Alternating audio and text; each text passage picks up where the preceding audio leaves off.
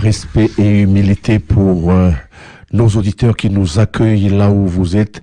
Respect et humilité dans chacune des maisons, parce que les après-midi du mardi, c'est Paroles autochtones et c'est des espaces que nous organisons pour parler des choses qui concernent l'identité kanak, des choses, des paroles qu'on propose de partager avec vous. Peut-être avant de lancer notre hymne, qui sont sur le terrain, qui sont dans la ville de Nouméa, qui essayent de partager cette lecture-là, cette grille d'analyse-là des démarches, qui sont au contact avec les juridictions, qui essayent d'expliquer à tous les autres partenaires, tous nos autres partenaires, parce que nous vivons dans le même espace administratif. Il y a aussi la parole coutumière qu'on essaye d'introduire petit à petit dans les pratiques. Donc nous reviendrons tout à l'heure avec les actualités au niveau judiciaire, parce qu'il y a ces démarches-là qui se font aussi, et puis quelques petites victoires. Donc avec Machane Wahopie qui est là avec nous. À côté de nous aussi, nous avons aussi l'ambassadeur itinérant qui est avec nous, Monsieur Chenu, qui est là aussi pour pouvoir parler de l'actualité concernant le monde autochtone. Et puis il y a Mathieu qui est là aussi, qui nous accompagne autour de cette table pour parler des différents combats au niveau des quartiers. Comment est-ce que progressivement on introduit, on sensibilise pour que le droit autochtone petit à petit reprend sa place, la place qui doit lui revenir. Mais peut-être qu'avant de commencer, un petit tour de table pour parler de l'actualité de ces dernières semaines. On a parlé de cette intrusion et la réaction des différents médias qui ont à chaque fois sauté sur le coup pour traiter nos clans, traiter nos frères, traiter la famille, traiter les coutumiers voilà, il y a des mots qui ont été utilisés qu'on n'ose même pas prononcer, tellement c'est grave.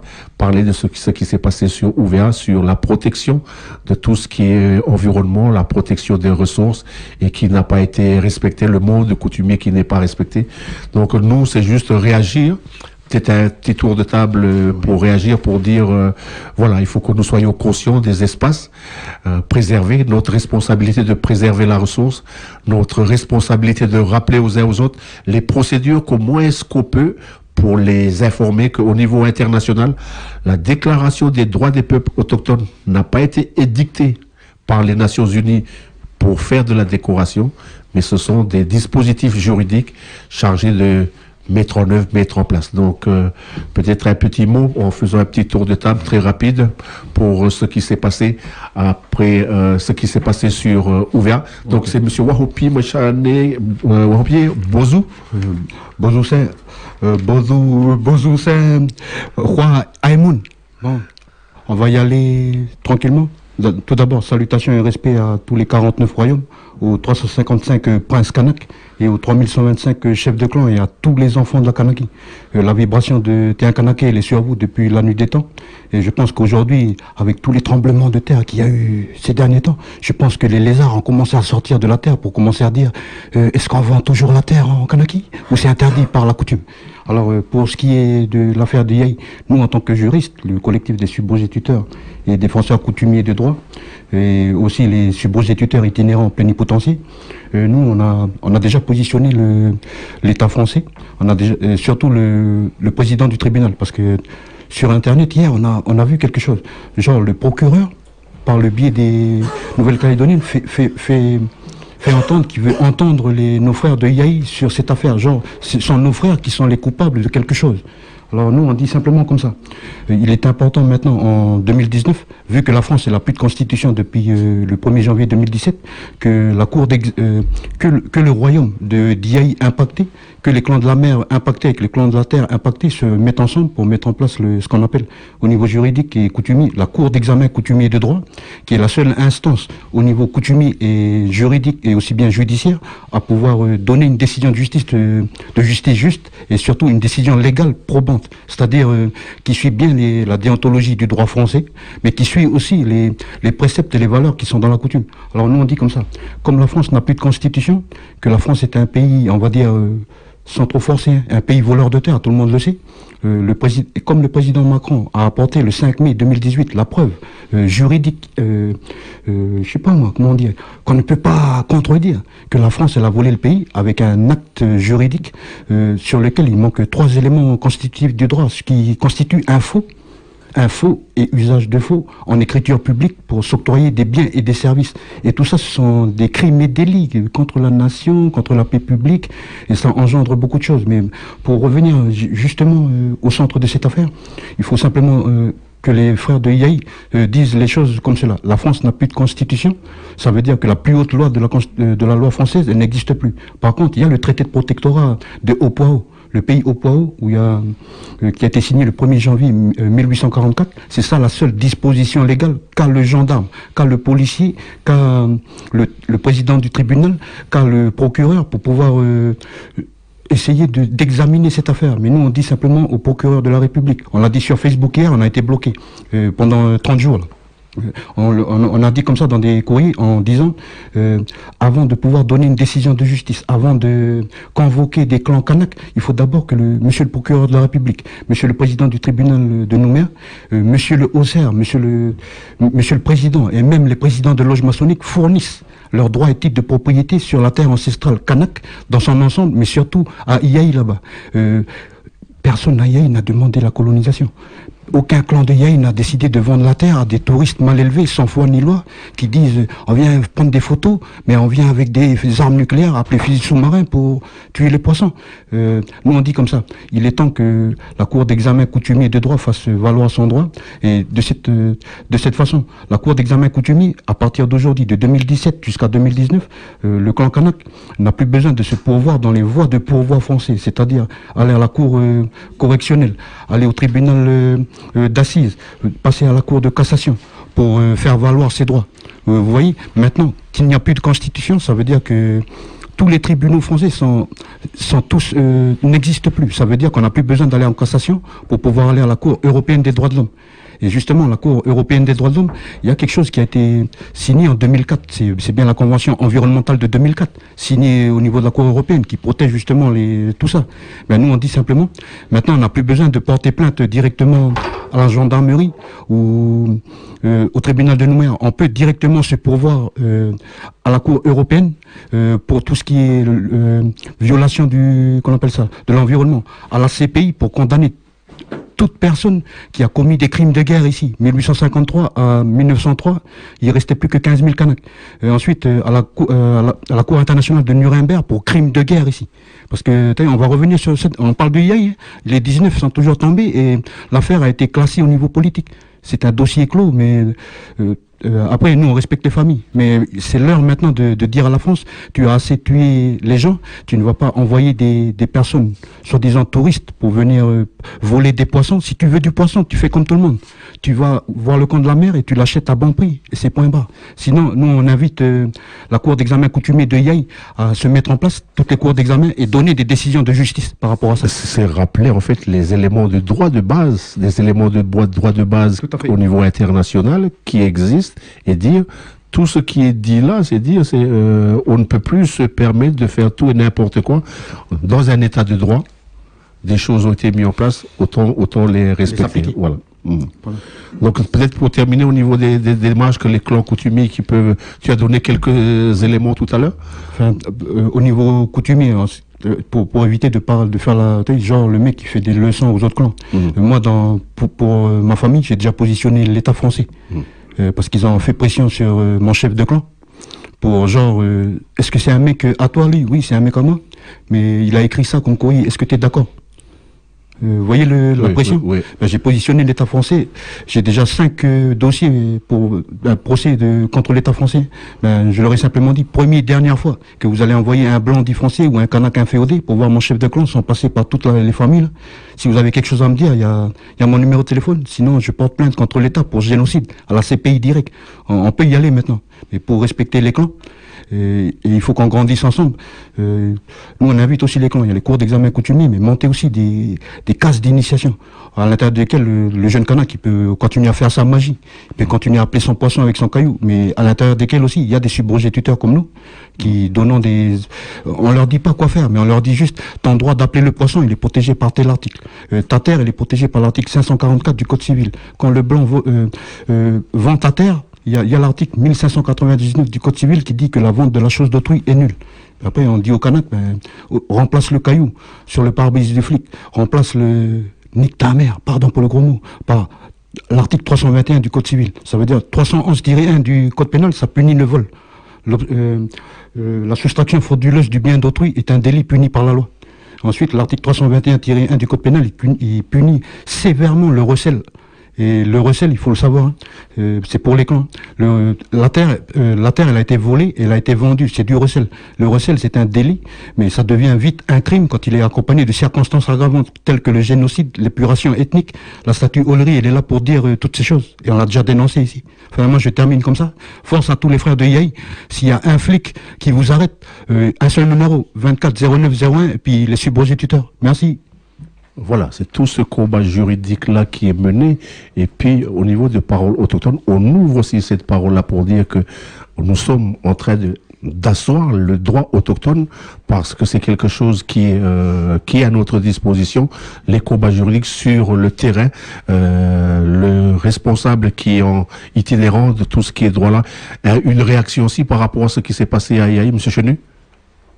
Oui, affirmatif, parce qu'il ne faut pas oublier que ça, c'était par rapport à des hommes politiques, c'est des élus qui ont monté tout leur coup parce qu'ils ont mis le droit veto sur la coutume et que normalement ils ne devaient pas mettre le droit veto sur la coutume sans faire passer par l'ONU. Et là, dernièrement, hier, j'ai reçu encore un dossier que M. Jean Lec qui me l'a remis, le président. Et c'est la délibération du numéro 116 du 14 mai 1980. Que là, c'est tous les hommes politiques, le machin de l'air de Tchoupi à Caponi, qui a mis tous les droits vitaux sur les coutumes. Ça veut dire, c'est pour ça que les coutumes ils ne marchaient pas ici. Parce que c'est depuis 1950, depuis, comme on dit, depuis 1980, mais sinon c'est depuis 1976 et de 1956. Ce que tu veux dire là, c'est-à-dire il y a un texte, oui, il y a un texte qui empêche l'exercice du droit autochtone dans l'aire Djoubia Kapomé. Est-ce que c'est cette partie-là qui est... Affirmatif, parce que voilà, le texte maintenant on l'a ressorti et qu'ils ne l'ont jamais respecté. C'est tout ce qui a été signé par les politiciens avec les institutions françaises. Il est devant moi. Je vous lire quelques passages. Comme ça, vous allez comprendre un peu sur la disposition générale.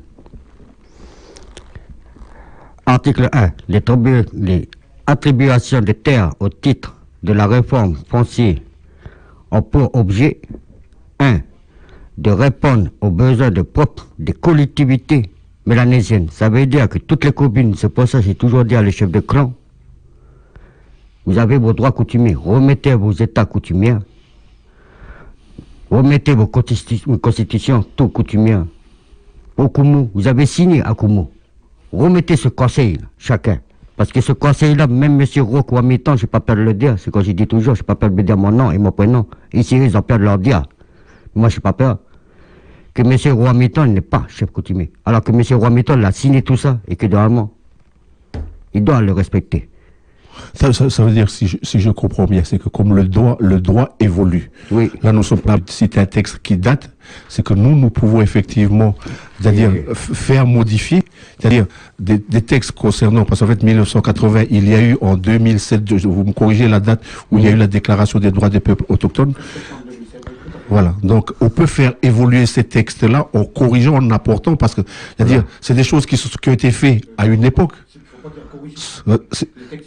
Parle bien le micro, pour ça il y a les auditeurs qui nous écoutent, et puis c'est des choses assez, c'est-à-dire, pour que ça soit bien clair, pour accompagner au niveau des modifications, tout ça là, voilà. Pour pouvoir éclairer. Oui. On dit modifier, mais peut-être le vrai terme, c'est il faut donner une valeur coutumière à ces textes. Tu peux reprendre parce qu'en fait le micro n'a pas été ouvert.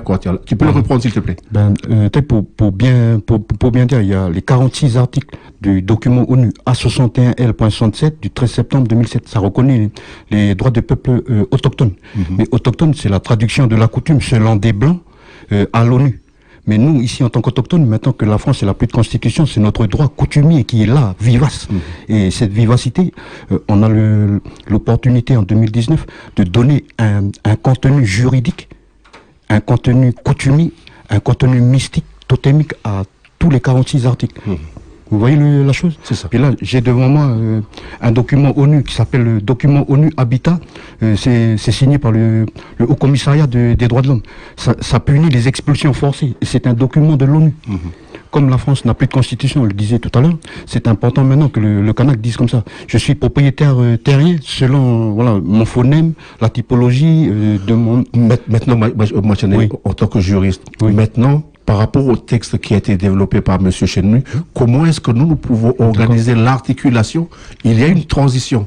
Un texte qui est caduc, qui peut être rendu caduc, et reposer un texte, parce qu'en fait, la capacité maintenant au niveau du Congrès, c'est de faire des textes, de proposer des textes pour dire des choses qui sont en notre faveur, pour aller dans le même sens que... Comme ça, tous les frères Kanak ou sœurs Kanak qui sont dans les institutions, même s'ils sont inféodés, ce sont encore des Kanak.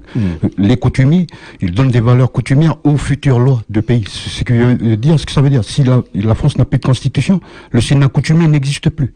L'ère Djoubert-Caponet n'existe plus. En tant que structure émanant de l'accord de Nouméa, loi organique 99-209, article 44 et patati et patata. Tout ça, ça n'existe plus. Par contre, ce qui existe, c'est bien la structure clanique. Cette structure clanique, elle peut dire, en vertu de mon droit ancestral, à partir de maintenant, le droit de propriété qui est reconnu, le droit de propriété kanak, reconnu dans la structure française, comme c'est le drapeau français qui flotte, c'est le 544 du Code civil, c'est reconnu ici au niveau de l'ONU. Maintenant, je vous dis comment ça s'articule. On ne suit plus à la lettre ce qui est marqué, mais nous pouvons donner maintenant, changer. Par exemple, la loi de 1901, je parle de la loi de 1901. La loi de 1901, elle dit comme ça, c'est une loi française qui statue qui régit tous les partis politiques, syndicats et tout. Comment rendre positif ça? C'est simple. Moi, je résume la loi de 1901 en 2 articles. Nul ne doit nuire aux intérêts de l'État, c'est pour ça que ça bouge pas. Nul ne doit nuire à l'indivisibilité de la nation française. L'indivisibilité, ça veut dire c'est interdit de parler d'indépendance, c'est pour ça que ça bouge pas non plus. Mais pourquoi nous, on pourrait pas tourner? Parce qu'on a le pouvoir de tourner. Une loi 1901 pour qu'un parti politique qui soit vraiment positif pour nous, pour qu'un élu du Congrès indépendantiste soit positif pour nous, il faut qu'il soit régi par une loi 1901 revisitée par des valeurs coutumières en disant comme ça, nul ne doit nuire à l'intérêt de la coutume et nul ne doit nuire à l'indivisibilité de la nation kanak. C'est-à-dire, en fait, c'est cette dimension-là, au niveau des textes, de proposer cette réécriture, cette transition. Enfin, j'essaie de bien comprendre. Il y a un texte, la loi de 1901, qui était en faveur de l'État français et lui garantir la pérennité de ses actions de colonisation. Maintenant, comment est-ce que nous, à notre niveau, au niveau du pays kanak, comment est-ce qu'on insère ces dimensions-là pour faire modifier ça, et en disant, au lieu de parler de l'intérêt de l'État, c'est l'intérêt de la coutume, de la nation, des enfants de la nation, des mères de la nation, tout ça. Est-ce que, M. Chenmu, est-ce que vous pouvez rappeler les références, sans attaquer quoi que ce soit, mais au moins rappeler les références du texte, pour pouvoir regarder les textes qu'on peut effectivement agir dessus et faire des propositions. Voilà, déjà, je voulais dire maintenant à tout le peuple, et surtout à les chefs de clan, tout, que je retrouvais la lettre que Macron l'avait envoyée le 13 juin, que le commissaire n'avait pas fait son travail, que la coutume reprend ses droits. Depuis la prise de possession, qu'il n'avait plus de possession, ça veut dire c'est restitution pure et simple et sans condition, de toutes les terres, et possession de tout ce qui est dessus, et là, la coutume reprend les droits. Ça veut dire on revendique leurs lois pour faire nos droits. Ça veut dire parce que le Océan l'a bien annoncé. On peut rester travailler dans les 2 structures. Il faut qu'ils reconnaissent aussi, parce que nous on a des bureaux qui ont été montés. Je considère toujours TM, Bail, Edoui, mettez 8 en 1. Pourquoi? Il ne faut pas oublier que la Calédonie était divisée en 3 avant. Et qu'ils ont fait en 1901, la loi législative, et après en 1953. Parce que là, il faut pas oublier que là, on revient en 1953. Là.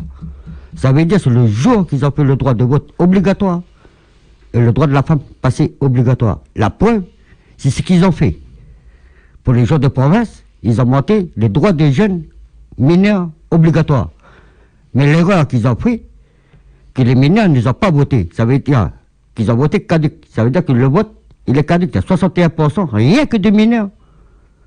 Ça représente 51 000 mineurs qui n'ont pas voté. Ça veut dire que la province, elle est caduque. Ça veut dire que toutes les lois, là, je vais relire encore des décisions. Tout à l'heure, j'ai demandé les références, Oui. les références pour ne pas embrouiller nos auditeurs qui essaient de suivre Si on peut juste donner les références de texte qui permet aux auditeurs d'aller regarder le texte, parce que c'est bon, parce que toi tu as lu et relu, mais les auditeurs, il faut juste donner les références. Voilà. Juste pour bien, il a raison. C'était quand on est juriste, c'est comme si on était des snipers. La balle, c'est pas dans l'orteil, c'est au milieu des deux yeux. Ça, c'est une façon de parler. Alors, quand un Kanak juriste ou un Kanak bien accroché, il dit comme ça, la France n'a plus de constitution. Voilà le numéro. Alors, c'est le décret numéro 2016-1675 du 5 décembre 2016. Et ce décret-là, décret numéro 2016-1675 du 5 décembre 2016. Ce décret, il viole l'indépendance des pouvoirs. Et aujourd'hui en France, le président il décide de tout. C'est pas comme ça que ça se passe automatiquement. Selon comment on appelle ça là, un article des droits de l'homme, tout pays où il y a pas de respect de l'indépendance des pouvoirs, il n'a plus de constitution. C'est pour ça que depuis l'application du décret numéro 2016-1675 du 5 décembre 2016, il n'y a plus de constitution depuis cette application. Vous voyez, ça c'est pour ça que la France elle n'a plus de plus haute loi. C'est pour ça que la coutume maintenant, qui est reconnue par le traité de protectorat, est la seule disposition légale française qui peut être appliquée et applicable. Alors nous, après, ce qu'on dit comme ça, là, quand on dit le procureur de la République n'a plus aucune disposition légale pour ouvrir sa bouche, dire Kanak, je te condamne à 15 000 ou sinon tu vas en tôle. Il n'a plus de disposition légale depuis ce qu'on appelle la non-ratification et la non-promulgation par le président René Coty de l'ordonnance numéro 58-1270. C'est ordonnance numéro 58-1270 du 22 décembre 1958. Ça là, c'est en langage juridique, on dit afférent ou relatif. En gros, ça parle de la loi organique qui dit comme ça, procureur, voilà ta fonction. Et tu touches combien, voilà ce que tu peux faire comme prérogative. Tu peux donner ça comme décision. Voilà ton cadre juridique. Juge, greffier, avocat, tout. Mais depuis que le vieux René Coty, il n'a pas promulgué et ratifié, ils n'ont plus d'existence légale, ils n'ont plus de contenu juridique, ils n'ont plus rien. En fin de compte, quand on regarde bien, il faut que les clans soient bien conscients. Quand vous allez au tribunal, ce n'est plus qu'une personne. Il y a le paletot. Le paletot n'existe plus depuis 1958. Après, en 91, il y a une autre loi qui a été pendue. Ça veut dire que les pouvoirs qui sont liés au paletot, il n'a même plus le droit de l'utiliser. Ce qui veut dire que tout Français qui a des fonctions dans l'administration, en fin de compte, c'est un emploi fictif. Et après, moi, on peut développer plus loin, mais c'est pour revenir au fait comme ça, pour être précis. Quand on dit que la France n'a plus de constitution, c'est à cause du décret numéro 2016-1675, et quand on dit que plus aucun juge n'a de disposition légale pour condamner qui que ce soit ici en Kanaki, c'est par rapport à l'ordonnance non ratifiée et non promulguée par René Coty, c'est l'ordonnance numéro 58-1270 du 22 décembre 1958. Ça, c'est pour être plus précis. Voilà. Monsieur Wahoupié, c'est-à-dire, on est en train d'argumenter sur l'absence de fondement. Il n'y a plus de fondement juridique sur les différentes organisations actuellement en cours ici dans le pays. Une fois qu'on a fait ce constat-là, maintenant, parce qu'en fait, il faut organiser une transition vers un État juridiquement et solidement posé. C'est-à-dire, il faut organiser parce que, ok, on comprend leur stratégie, mais il faut comprendre aussi la responsabilité et la stratégie des différents clans. Parce que, dans un premier temps, il faut le comprendre, et puis après, accompagner la mise en place progressive de cette... Parce que la responsabilité, tu peux pas dire, toi là-bas, là, tu arrêtes, tu viens, et puis tu viens faire ceci. Il faut d'abord que chaque responsable de clan, parce que c'est le principe qui a été énoncé tout à l'heure, la responsabilité appartient au chef de clan, pour pouvoir dire, première étape, on a compris, on a bien saisi tout cela. Deuxième étape, on actionne un levier pour pouvoir progressivement dire à l'État français le transfert des compétences, il va vraiment être... des responsabilités soit vraiment effective. Soit effective et non pas quelque chose pour dire le transfert a été effectué alors que les fondamentaux n'ont pas été C'est pour ça qu'on parlait, par exemple, pour remplacer tout le système éducatif français. Quand je dis remplacer, c'est pour la période transitoire. Les cours casse d'initiation. C'est en djihou, ça s'appelle Mélam. Je sais pas comment on dit ici en Grande-Terre, mais en gros, ce sont des endroits où on apprend aux garçons à être un garçon, à l'homme à être un homme, à la femme à être une femme, et puis ainsi de suite. Mais ça, là, c'est les cases d'initiation. Ce sont vraiment les bases juridiques du futur renouveau du système éducatif kanak. En gros, vous voyez le PK. Le PK, il est, on va dire, à 2 cm. Les cases d'initiation, c'est carrément au niveau du sol. D'accord. Vous voyez la chose? Oui. En fin de compte, pour l'école populaire était déjà un peu au-dessus, mais il fallait... Juste un peu au-dessus, mais il fallait juste toucher le sol. C'est la case d'initiation qui est basée sur une existence coutumière, légale, qui existe depuis la nuit des temps déjà. Du coup, ce que veut dire, les cases d'initiation doivent être mises en place dans les différents... Chaque famille. Ah, c'est au niveau de chaque famille, oui, parce que quand l'enfant kanak naît comme ça, de 0 à 3 ans, il faut qu'il, selon la philosophie kanak, il faut qu'il reste collé au sein de sa mère pour sentir l'odeur de ses tontons. Après, de 3 ans à 6 ans, il peut sortir pour aller voir son père, son grand-père. Vous voyez, mais les cases d'initiation, c'est pour ça que ça commence à la famille. La case d'initiation familiale, après, du clan, du clan, après, de la tribu. Vous voyez, après ça, là, vous remplacez case d'initiation par école. Ou école par case d'initiation. Après, plus on monte dans la structure, par exemple, de la famille, c'est l'école maternelle, par exemple. Après, dans le clan, ça commence à faire école primaire. Tribal, ça y est, ça commence à faire lycée. Après, quand on commence à faire royaume, quand on parle du royaume du Wetch, mais ça y est, c'est l'université. Donc, les facultés coutumières de droit, on a déjà lancé ce projet. Mais comme en ce moment, il y a beaucoup de requins, puis nous, on préfère garder ça, c'est pour les enfants et de la nation, puis pour que nous, on soit tous heureux. Qu'il y ait une bonne, qu'il y ait une bonne utilisation des concepts, c'est ça qu'on veut. Je me tourne encore vers monsieur Chenu, parce que si autant c'est facile pour monsieur Wahopié dans l'ère djihou, c'est vrai que sur la Grande Terre, l'effet de la colonisation est très vivace. On connaît chacun comment la colonisation a bousculé les choses ici. Et puis il y a cette prudence là que nous on doit faire preuve, cette prudence pour accompagner. Effectivement, c'est pas évident parce que tout a été bougé, mais on ressent la volonté de bien refaire. Mais maintenant, c'est cette progressivité là que nous on doit assurer pour bien comprendre. Et puis, je voudrais, disais tout à l'heure, les références de textes. Oui, je vais lire là. Voilà, pour que les responsables qui sont au pouvoir disent comment est-ce qu'on peut travailler sur ce texte-là et puis apporter les contributions pour faire évoluer ces textes-là. Voilà, je vais lire la délibération numéro 116, 14 mai de 1980. C'est fixant la modalité d'attribution des terres de titre de la réforme française, de l'Assemblée territoriale de la Nouvelle-Calédonie et dépendance. 1. La délibération, conformément aux diplomations de la loi numéro 76-1222 du 28 décembre 1976 relatif à l'organisation de la Nouvelle-Calédonie et dépendance, et notamment de son article 24, qui veut dire, vu la délibération numéro 377 du 16 décembre 1971 relatif aux conditions de succession des terrains et des domaines privés du territoire en vue d'une mise en valeur. Vu la libération du 1er et du 2 décembre 1903 relatif aux droits d'enregistrement et les tests qui l'ont modifié et complété.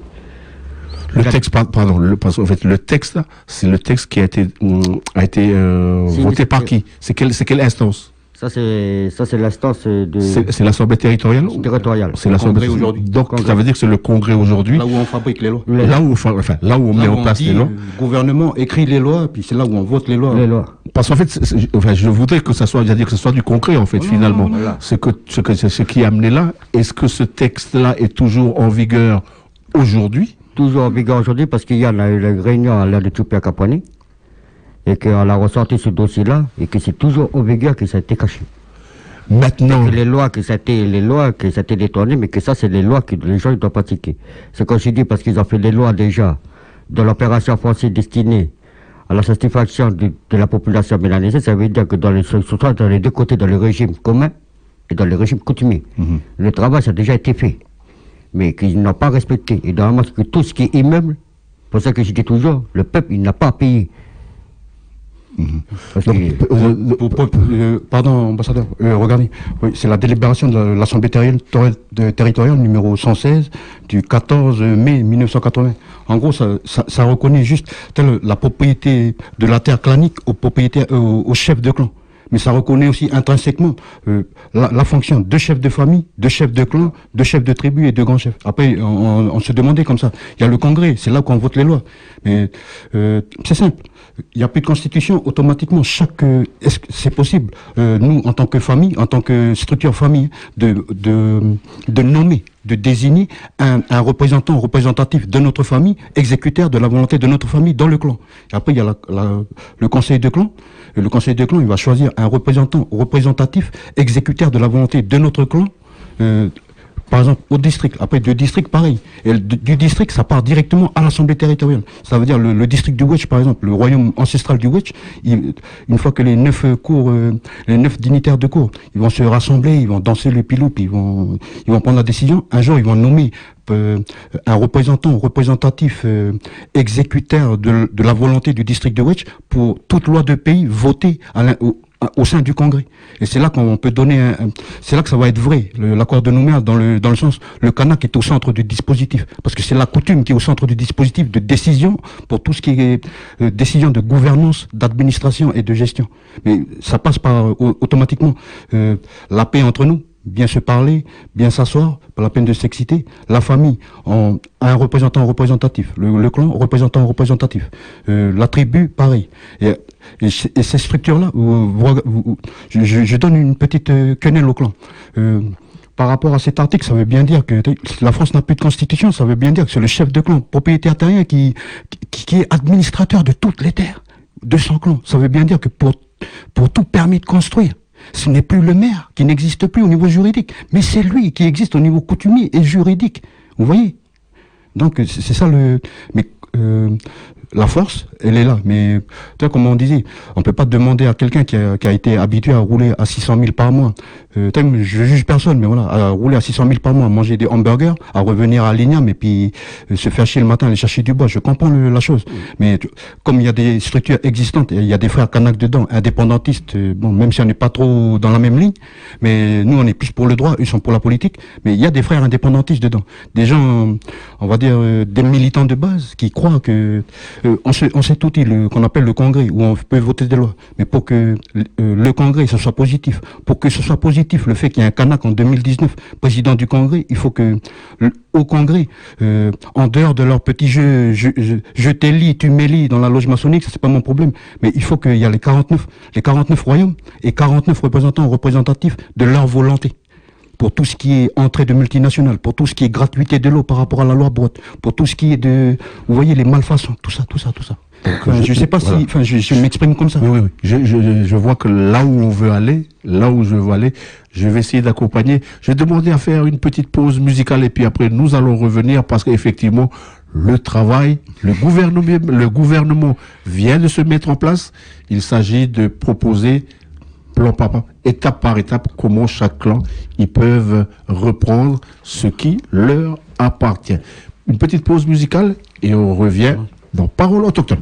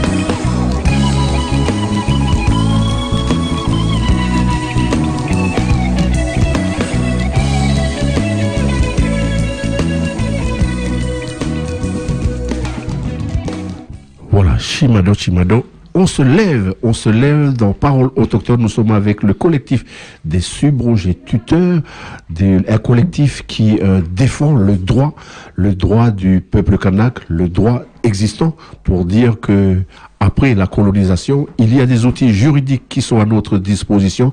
Maintenant, à travers ce que vous avez pu entendre dans la première partie, nous avons pu voir les différents textes qui empêchent l'exercice de ce droit autochtone.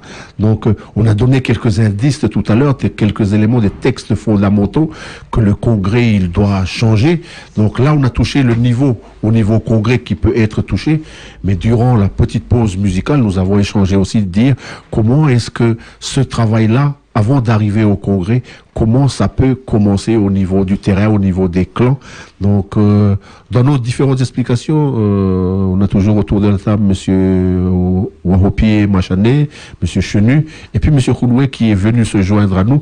Mathieu, il a laissé la place pour dire comment est-ce que nous pouvons accompagner là, parce que deux états de droit, l'état de droit kanak et l'état de droit colonial, qui sont représentants étaient venus pouvaient apporter les éléments qui authentifient effectivement qu'il y a eu un document qui ne justifiait pas. Et lui-même, le président actuel, le président Macron, a considéré que la colonisation était un crime contre l'humanité.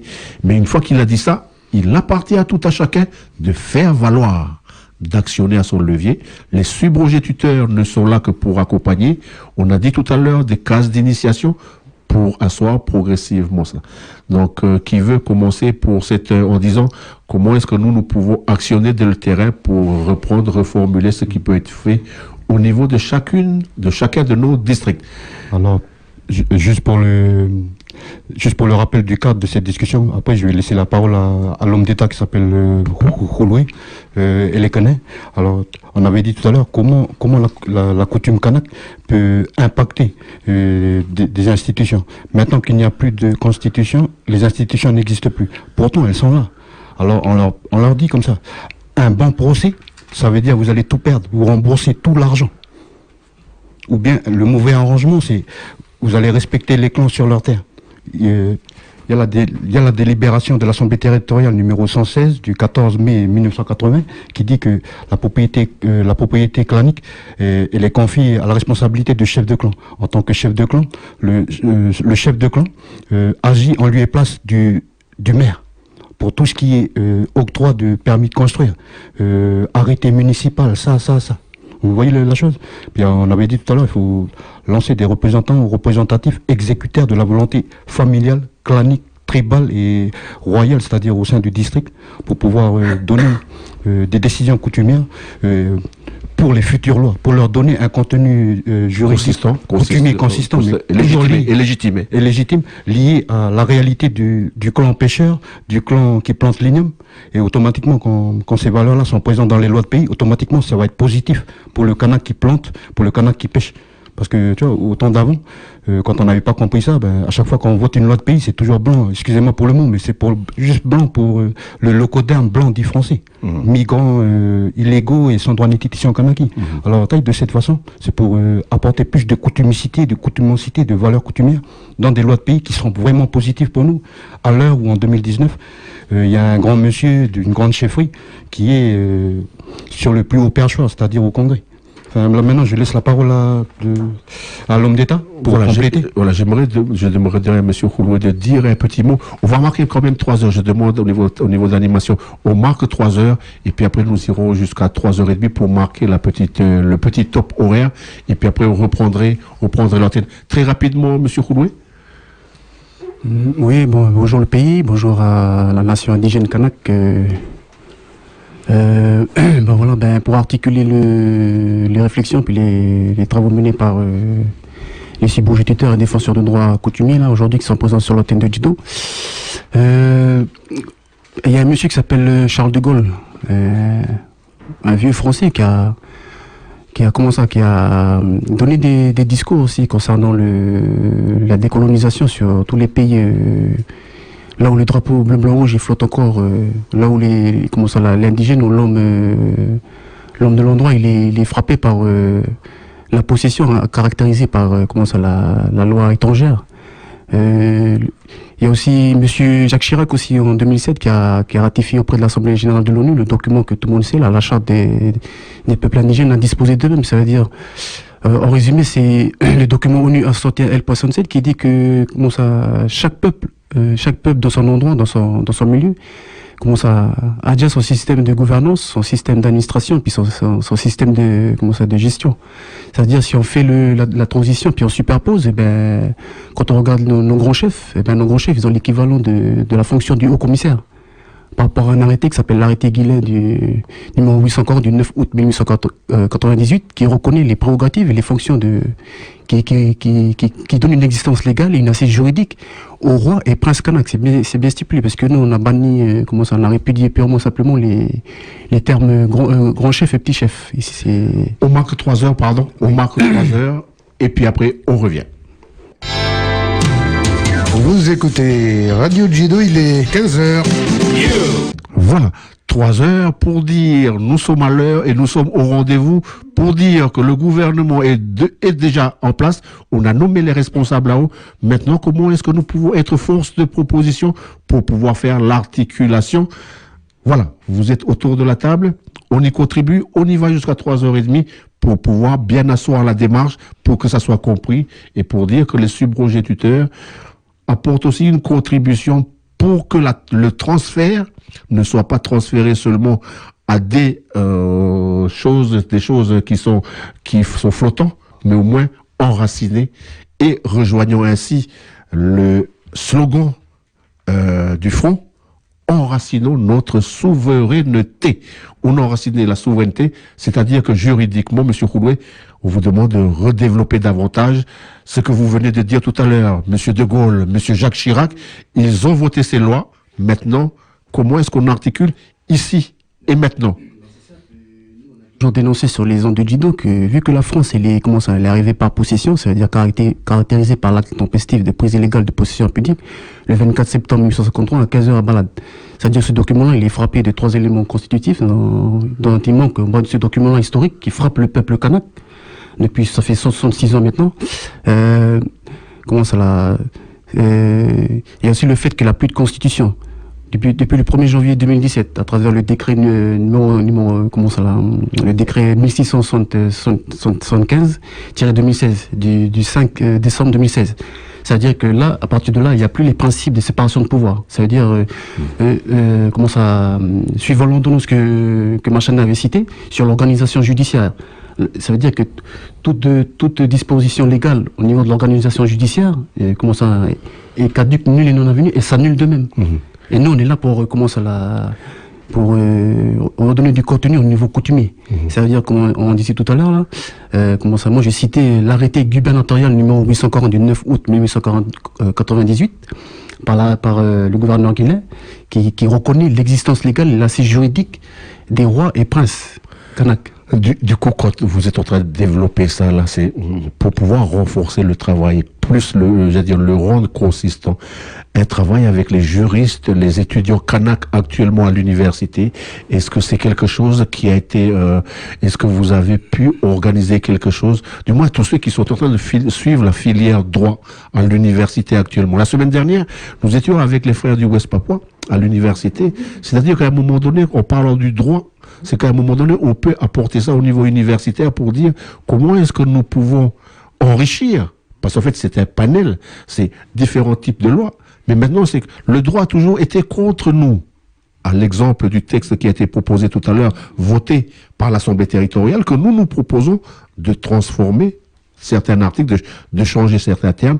Est-ce que, M. Khouloué, avec les étudiants en droit, est-ce que ces échanges-là, nos étudiants, ils sont sensibles ou ils sont frileux à cette lecture-là, cette approche? Comment est-ce que vous, dans la pratique du moins, dans les échanges parce qu'en fait, les jeunes qui vont à l'université, ils ne vont pas là-bas, ils reviennent vers la ville et puis on se croise, vous vous croisez, il y a des échanges. Comment ça se passe? Oui, il y a cette mouvance-là de jeunes Kanak, que ce soit du Nord ou des îles. Le Kanak, il est déjà lui-même universitaire, c'est-à-dire que déjà à partir du moment où lui, il est membre d'une structure, sa structure originelle, sa structure de base, eh ben, il est déjà rattaché à les points de droit, mais il n'a pas besoin de s'afféonder à des programmes universitaires où c'est des étrangers qui leur saturent le cerveau avec. Qui veulent lui formater selon leur stratégie et selon leur plan, toujours de colonisation, au lieu de participer à cette démarche de décoloniser les choses. Première étape, donc premier niveau d'intervention, donc on disait tout à l'heure, c'est à partir des chefs de clan. Donc au niveau de votre comptabilité, à chaque fois vous annoncez le nombre de clans qui doivent faire ce travail-là. En gros, ça suppose qu'il y a c'est 3000 personnes, 3500 personnes. Normalement, s'il y a 3125 chefs de clan, il y a 3125 cellules juridiques Kanak.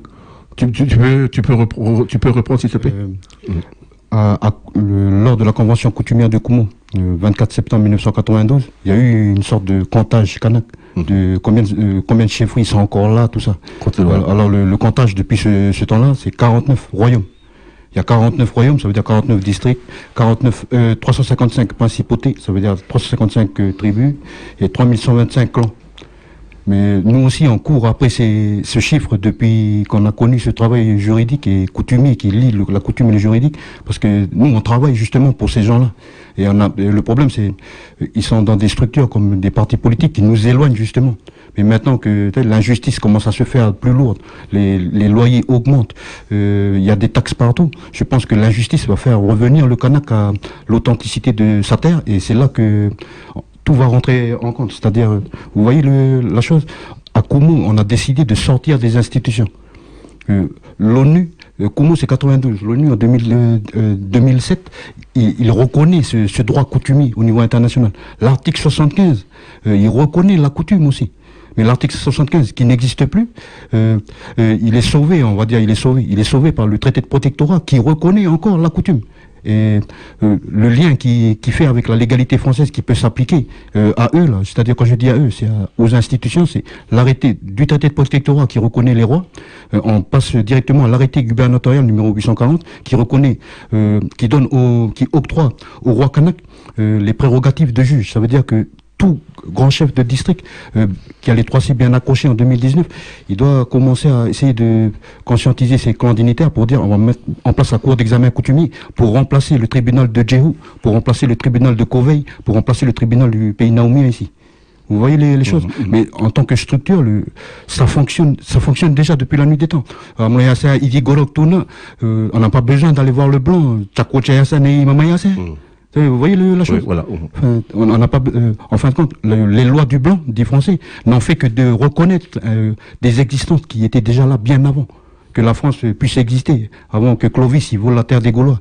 La coutume à vous, elle existe déjà kanak. Alors nous on dit simplement comme ça. Normalement, en 2019, c'est de notre responsabilité de monter. S'il y a 49 royaumes, peut-être si c'est trop compliqué de faire 49 tribunaux, il y a Yann Chéléné en 94, il est parti avec grand chef Evanes Boula, grand chef Tidjin à l'ONU pour dire, voilà, la Kanaki, c'est 7 États fédérés. État du Nord, État du Sud, État de l'Est, État de l'Ouest. Là, on peut déjà établir des choses. Djehou Yahi, puis Ningoni. Tribunal fédéral du Nord, pour toute la région Haute-Mawap, mais ça veut dire tous les conseils de district du Nord. Et ils montent des cases d'initiation pour fabricationner des juristes à eux, mais des coutumiers aussi, et ils donnent des décisions coutumières. Et on remplace automatiquement tous les tribunaux français. Donc du coup, l'articulation avec l'organisation coutumière qui est proposée par l'accord de Nouméa. Vous voyez l'article 18 de l'accord de Nouméa. En nommant des représentants représentatifs, exécuteurs de la volonté des clans, en vertu du fait que la France n'a plus de constitution, on donne vraiment un contenu juridique et exécutoire à l'article 18. Parce que, pardon les vieux, mais je vais vous dire simplement, quand vous avez signé l'accord de Nouméa, vous êtes fait rouler. Parce qu'ils ont dit comme ça, l'article 18 de l'accord de Nouméa, c'est le respect à la lettre du lien sacré avec la terre. Et après, derrière, plus bas, l'article 18, plus bas, article 43 et 44, on confère les prérogatives sur la responsabilité des terres maritimes, touristiques, tout ça, à qui? Président de province. Mais moi, je suis désolé, j'ai le respect de la famille Népéoun. Mais le non-Népéoun, il peut pas commander Toupa ici, il peut pas commander Wawala, il peut pas commander les trois grands chefs. il peut même pas commander les grands chefs de Négoné, c'est impossible. Donc, en fait, ce qu'on peut dire là, c'est que là où on a les provinces qui sont commandées par les nationalistes, ce travail-là peut être initié. Tout à fait. C'est-à-dire qu'en fait, c'est des projets de délibération qui peut être proposé pour que juridiquement on assoie cette articulation, cette transition-là. C'est-à-dire, ça ne procède que d'une volonté, en fait. C'est juste une volonté. Regardez, dans le quartier qu'on appelle Koutio, dans la langue d'ici de Djoubert, ça s'appelle Quincho, ça veut dire petite rivière. Le collectif des défenseurs de droits de Koutio, avec 6 courriers, on a écrit des décisions coutumières en tant que collectif relié au droit particulier, relié au droit coutumier de l'article 75, qui est reconnu, qui n'existe plus par le traité de protectorat et tout ça. Mais on a réussi à mettre 2 dodanes à 2 300 000. Vous voyez, c'est juste une question de volonté. Il suffit que 1, 2, 3 personnes trouvent le courage de s'asseoir, de parler, puis de retrouver des vraies valeurs liées à la coutume. Et après, il suffit de juste regarder le livre. La loi française, mais quelle loi française reconnaît ta coutume et impacte le système pour que le système applique ta volonté? Vous voyez la chose? C'est ce qu'on propose avec les représentants représentatifs exécuteurs de la volonté de la famille, du clan, du district, au sein des mairies, du conseil municipal, au sein du conseil provincial, au sein du congrès, au sein du gouvernement. Vous voyez la chose? Après, si jamais... Les textes, pour dire, les textes existent déjà. Les textes existent déjà, mais le problème, c'est on a fait exprès. La France a fait exprès que l'article 18, en gros, il soit consultatif. Consultatif en termes juridiques, pour être poli avec tout le monde, c'est tu peux parler, tu peux baver la canne. Si j'ai envie de t'écouter, je t'écoute. Si j'ai envie de faire avec toi, je fais avec toi. Mais sinon, c'est moi qui commande. C'est ça le... Vous voyez la chose? Voilà. Et moi, je trouve que maintenant, en 2019, c'est pour éviter que nos jeunes repartent encore dans une psychose de violence encore, parce qu'ils pensent que c'est fermé. On leur dit non. Le mur qu'on vous a fait penser que c'est infranchissable, en fin de compte, il n'existe plus. Mais ce qui existe, c'est le nom décoiré, il existe. Hein? Le nom au grand frère Lavelloy, il existe. Tous les noms kanak existent. Ça veut dire que par cette existence de droit, ça va être lié à des cours d'examen coutumiers de droit qui peuvent donner des cours d'examen, des décisions coutumières qui vont être reconnues directement à la Cour d'examen internationale de Suisse. Cour d'examen coutumier international de Suisse. Là où il y a toutes les évasions fiscales, tout ça, là, vous voyez? Ça veut dire, et après, juste pour tranquilliser les clans, tu vois, le mot qu'on appelle coutume, qui a toujours été dévalorisé, criminalisé, sali, juste pour information, la coutume, c'est la base du droit international. Le premier droit international avant, c'était la coutume. Après, pour les principes, c'est simple. Quand deux droits parlent de la même chose, quand deux lois parlent de la même chose, quand deux oiseaux parlent de la même chose, c'est simple, c'est le droit le plus ancien qui tranche. Et jusqu'à preuve du contraire, en Kanaki, c'est la coutume qui est le droit préexistant à la présence du droit commun français depuis 1853, un truc comme ça. Enfin, moi, je dis ça comme ça. Peut-être le président du collectif des intellectuels kanak, Antoine Koulou, il va compléter encore. Mais c'est important pour nous de nommer des gens à partir de phonèmes liés à des termes ancestraux qui existent. Parce que ça, c'est reconnu grâce à le vieux Yann Chelin et tout ça, puis le vieux Tidjin et puis le vieux Evanes Boula. Donc au niveau coutumier, il y a des sénateurs, effectivement, il y a des sénateurs qui connaissent ce travail-là. Maintenant, charge à eux d'aider parce qu'effectivement, c'est-à-dire, si c'est compliqué, mais on sait déjà qu'il y a 8 conseils coutumiers. Maintenant, comment est-ce qu'ils peuvent faire ce travail-là, là où c'est clair, pour pouvoir aider les gens à formaliser cette transition? Oui, voilà, moi je vais être clair. Hein. Moi j'ai pris une fois, il y avait une mère de la nation qui est venue à la structure là où on est, 11 bis avenue Paul Doumer. Hein. Elle a posé un tabac pour demander les éclairages des subprogéniteurs et des défenseurs de droit. Alors cette dame-là, je vais la nommer, c'est madame Aliki Yvonne Weneda, dont son fils a été incarcéré illégalement depuis 2010 par la gendarmerie de Oui. Et suite à plusieurs accusations sans preuve probante de la part des autorités judiciaires françaises, et là il a été incarcéré au Correst par mandat de dépôt le 21 mars 2019. Ça veut dire moi j'ai pris mes dispositions par rapport à le traité de protectorat. C'est la dernière disposition légale que la France elle a ici. Et j'ai donné des éléments, des éléments à valeur coutumière et constitutionnelle à l'intérieur. J'ai écrit 3 pavés, ça veut dire qu'il y a 3 courriers qui est parti pour positionner le grand chef Evanes Boula dans le district de Lossi, à Djehou, pour lui dire que lui, au niveau juridique, il peut donner une décision coutumière de justice juste avec, avec ses 9 clans dignitaires de cour pour casser les décisions de justice qui condamnent que Kevin Aleki, celui qui est incarcéré, il subit les effets coercitifs de la loi étrangère française. Et ce courrier-là, on l'a reçu la semaine dernière avec son cachet. Et tout à l'heure, à 1h, j'ai déposé ce document-là au tribunal de Nouméa. Ça veut dire que la suite, la suite, c'est que lui, il va se déplacer de Néredjehou pour trancher avec la parole à l'intérieur du tribunal du Blanc, là-haut. C'est ça la suite. J'attends pas que les spots ils s'allument, comme Kenya Kana dit. C'est ça. C'est au vu à l'intérieur de se bouger au Sénat coutumier. Parce qu'ils ont toujours ce paletot-là de coutumier. Ils ont leur fonction, leur rang, leur titre, leur qualité dans la coutume. Mais s'ils sont pas conscients, après les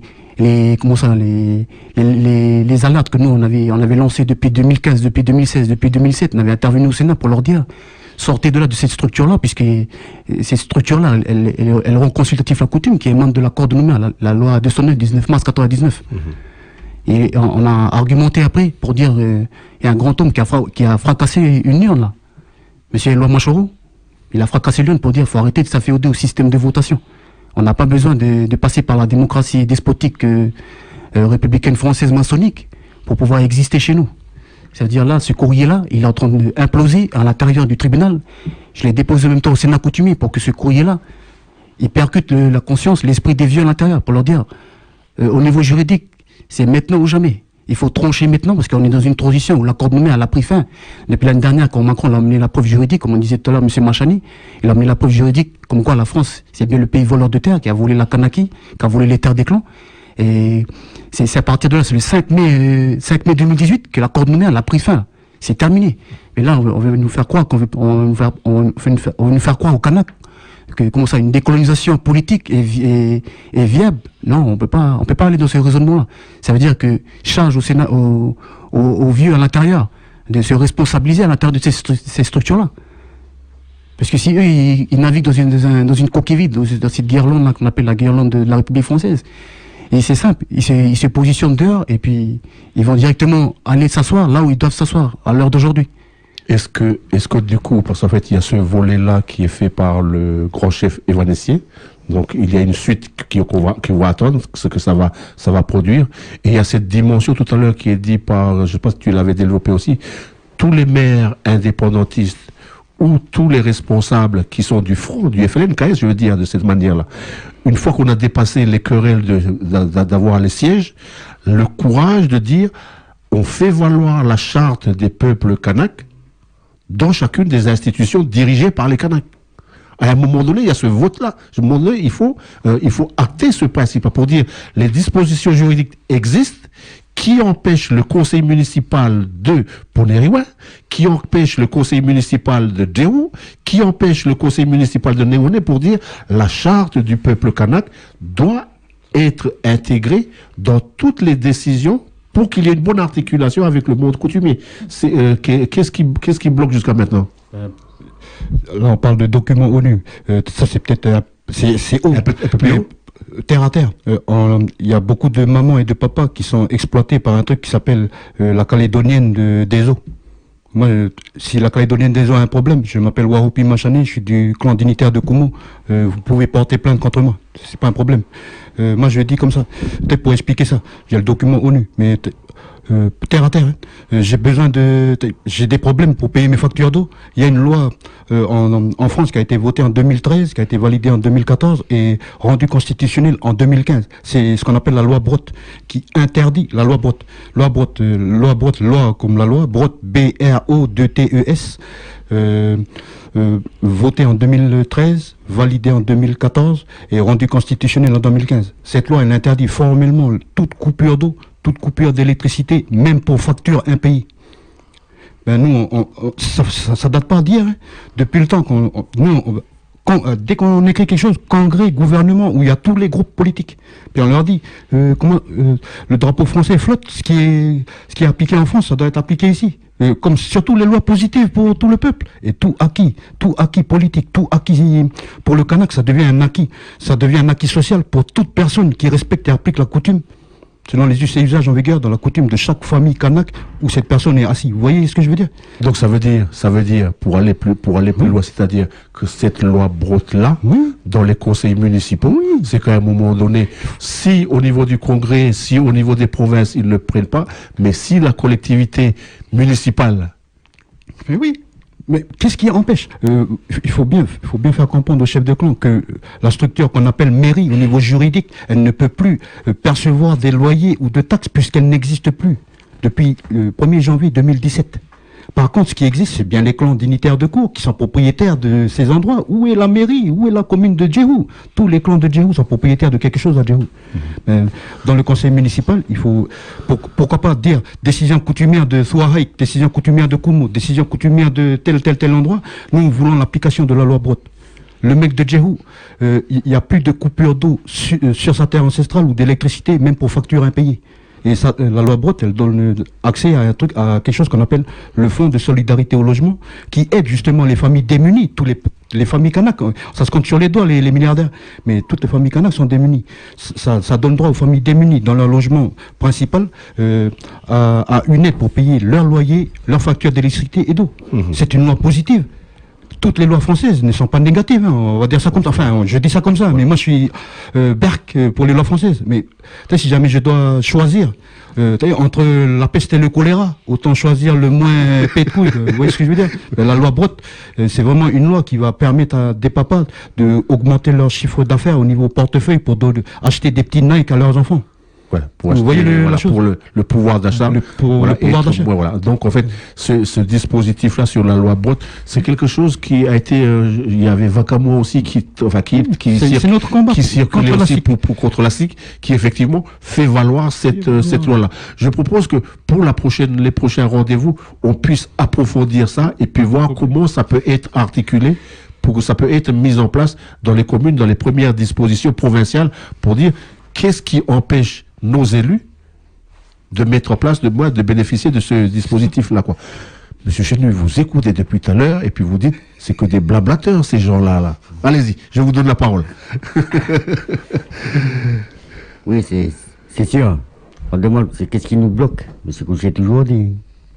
C'est pas d'aujourd'hui. Ça, c'est une vieille histoire, ça remonte à plus de 1100, bien avant déjà Jésus-Christ. En 1625. Tout a été attaché alors, hein? Tout a été attaché déjà. Ça dépend que d'une personne. C'est considéré tous les clans dignitaires de cet État fédéré. Réunissez votre coutume de chaque maison. Il y a des gens qui sont arrivés par des tonnégas qui sont des fautifs, des innocents aussi.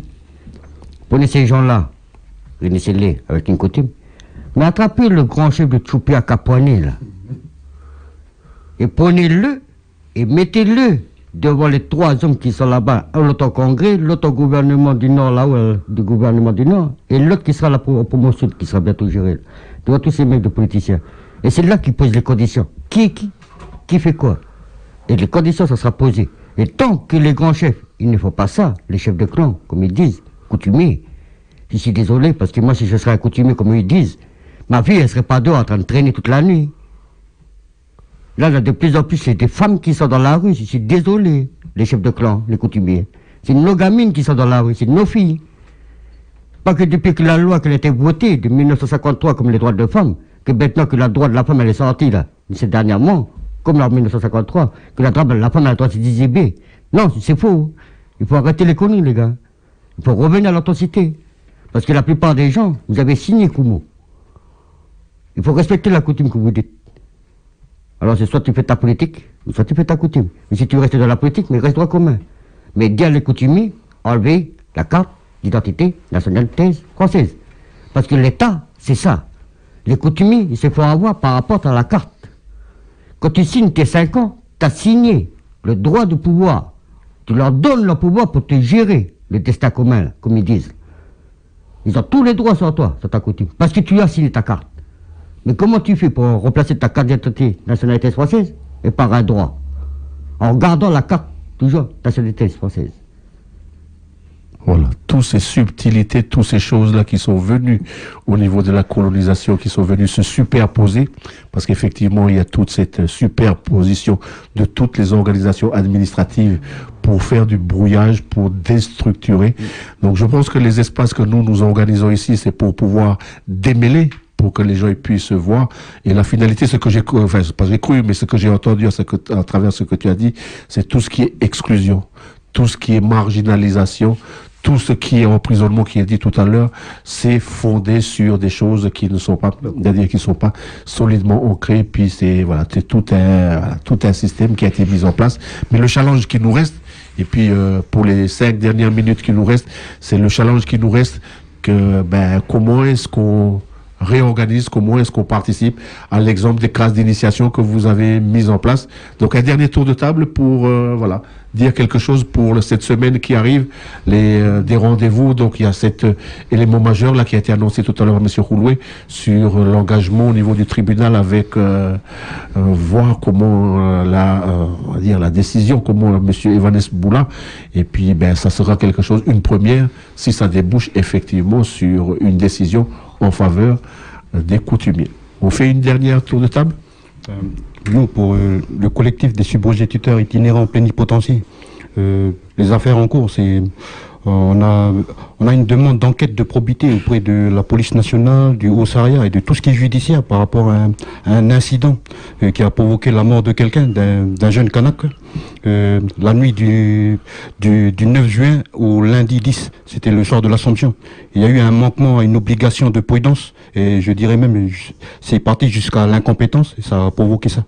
Et on est en train d'essayer de faire en sorte de refaire vivre le principe de la manifestation de la vérité. Comme ça, tout responsable doit être reconnu responsable, si jamais il a fauté, puni. Ensuite, l'autre rendez-vous, nous sommes le 9 juillet. Et, toute la nation kanaki a rendez-vous le 14 juillet d'habitude au garde à vous. Mais nous, en tant que juristes, c'est toujours le rendez-vous où on dit comme ça, Monsieur le Président de la République, le jour du 14 juillet, c'est la grâce présidentielle. Mais nous, on ne veut pas gracier n'importe qui au camp est. Il y a des gens qui méritent d'être graciés parce que c'est vraiment, quand je dis injuste, c'est ils n'ont pas violé quelqu'un, ils n'ont pas volé un grand-père. Mais par contre, ils ont dit merde à des projets de la SIC, ils ont dit merde à des projets émanant de la SIC en coopération avec des gens de leur famille inféodés. Et ils ont dit merde à ça depuis un certain temps. Ils ont été criminalisés, ils sont criminalisés, ils ont été mis en prison illégalement pour ça. C'est avec ce genre de personnes. On a adressé des courriers, des mails au président de la République pour dire la grâce présidentielle pour 2 personnes. C'est 2 personnes qui méritent vraiment de sortir parce que quand elles vont sortir, elles vont pouvoir porter plainte contre l'État pour arrestation abusive, pour non-respect de la déontologie, de toute la procédure juridique qui n'existe plus d'ailleurs. Enfin voilà, c'est tout ça.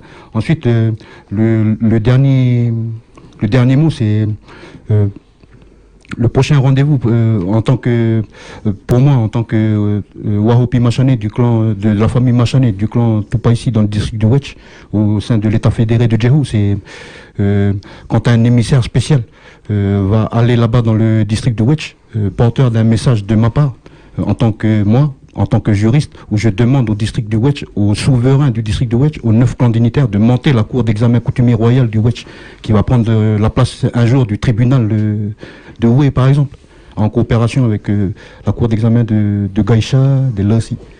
Comme ça, on va donner du contenu juridique, mais coutumier à nous. Il y a une violation, la coutume, elle tranche comme ça. La France, tu veux pas trancher, nous on tranche comme ça. Si tu ne veux pas trancher, tends tout à Paris. Si tu n'as pas tes droits et titres de propriété, c'est ça, c'est un sabre, c'est comme la coutume. Enfin, moi, c'est les rendez-vous pour moi. Merci. D'accord. M. Khouloué ou M. Chenu, au niveau des rendez-vous qui vont pour cette semaine, hein, pour les 15 jours qui arrivent. Voilà, j'avais parlé avec quelques grands chefs. Puis là, je redemande à tous les grands chefs à tous les chefs de clan, les princes qui avaient cité Koumou, qui avaient fait Koumou depuis 2009. Je refais rappel à tous ces grands chefs-là, c'est pour qu'on se retrouve ici au CDSDK, au CFA, avec tous ces hommes politiques. Pour une fois, retenez vos vestes. Parce que vous parlez beaucoup autour de la table, qu'il faut qu'on se réunisse autour de la table. Et la poignée de main de Jacques Lafleur et Tchibaou, ça fait 30 ans, j'ai jamais vu la sculpture encore. Alors, je crois qu'il est temps. C'est comme j'ai serré la main à 4 personnes, comme du gouvernement. De là-haut, l'État du Nord, 2 personnes de là-haut.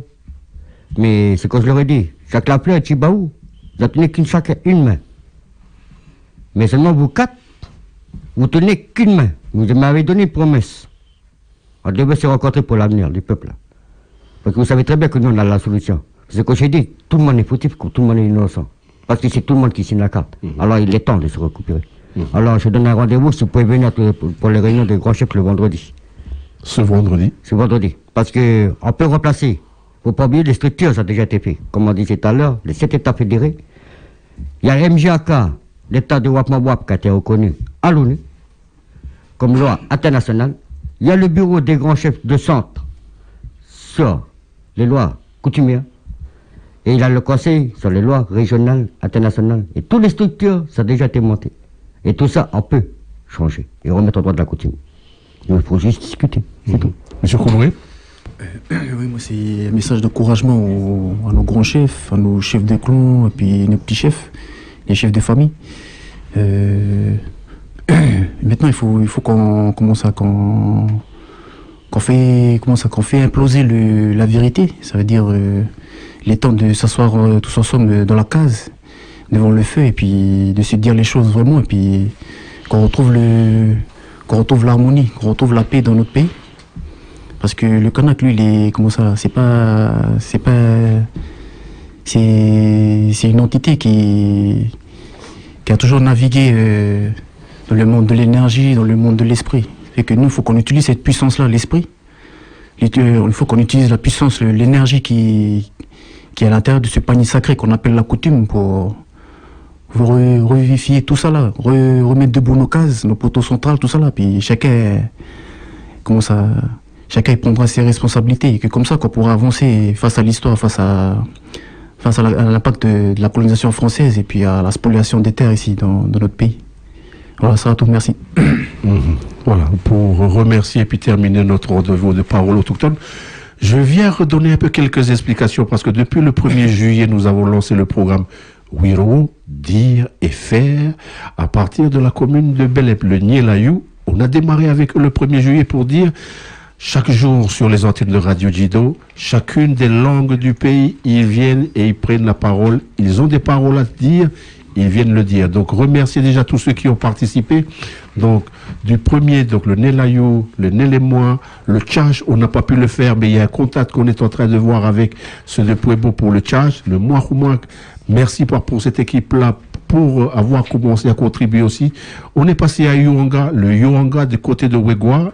Il y a l'équipe de musiciens qui sont à la commune de Gomen, qui sont venus aussi dire quelques mots. Les deux régions sur Boyen et Vaud, sur le Poipois et puis le Poiméi, nous avons bugué parce que nous avons eu les contacts, mais les personnes qui sont dépositaires de cette langue-là, de ce patrimoine-là, n'ont pu se libérer pour là. Mais qu'ils se préparent. Tous les 6 du mois, c'est le Poipois. Tous les 7 du mois, c'est le Poipois.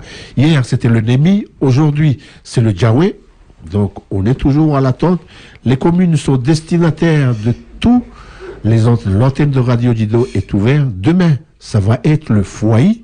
Donc, toujours une des langues de Yagen. Donc, on rappelle, donc, le Fouaï, le 11, c'est le Vamalé puis le Pidjé. Le 12, c'est le Tchemoui. Le 13, c'est le Boiteau. Et puis, le 14 juillet, nous serons sur Poneriouin. Et puis, ça va être un temps où le Païchi va être déployé. Donc, pour tous ceux qui veulent suivre, qui veulent valoriser nos langues, n'hésitez pas, il y a le programme. Oui, Rowo, dire et faire. Parce que on a passé du temps pour dire les choses, vivre ensemble. On dirait qu'on a du mal à articuler notre identité et la citoyenneté. On dit que la citoyenneté n'existe que si notre identité est prise en compte. C'est l'état d'esprit de nos espaces sur Radio Djido pour dire nous sommes avec les autres à partir du moment que nous sommes reconnus. Tout le travail, tout le message qui a été développé aujourd'hui, même si ça n'a pas été correctement saisi, les rendez-vous de parole autochtone, c'est tous les mardis de 14h à 15h. La semaine prochaine, c'est tous ceux qui vont organiser la journée internationale des peuples autochtones qui vont être là avec des thématiques fortes autour de la langue et surtout dans le pays de Djoubia-Kapoumé. Je pense que le comité organisateur, on m'a donné quelques éléments tout à l'heure pour dire, ils vont être là pour dire comment les langues du pays Djoubia-Kapoumé, ils sont travailler dans les établissements scolaires, dans les établissements publics, dans l'ère Djobia Kapoumé. Rendez-vous mardi prochain, 14h, 15h, autour de Paroles autochtones. Et merci encore de votre fidélité. Oui. Oui.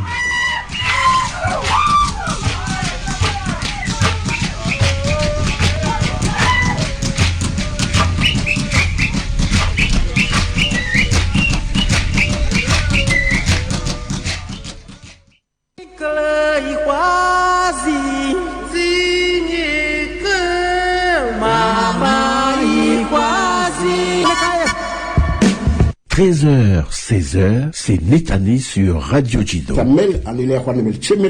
C'est la vie communautaire. Il ne faut pas faire rentrer l'individualisme. Mais il faut devenir un homme, comme dire.